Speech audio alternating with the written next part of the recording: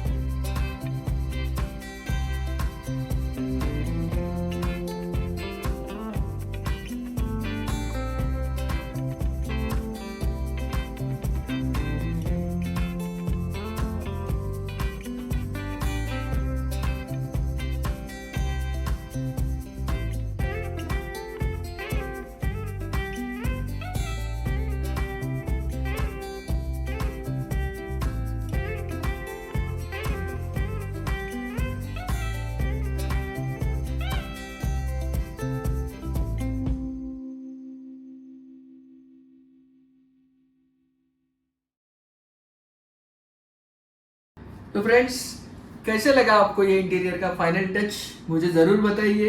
अगर इसके बारे में आपको कुछ क्यूरीज है या तो फिर कुछ पूछना है तो आप मुझे कमेंट बॉक्स में पूछ सकते हो। और बाकी तो आपको अगर मेरा असेसमेंट अच्छा लग रहा है तो लाइक कीजिए, शेयर कीजिए और सब्सक्राइब कीजिए। मिलते हैं नेक्स्ट ब्लॉग में किसी अगले सब्जेक्ट के साथ में। तब तक के लिए थैंक्स फॉर योर टाइम।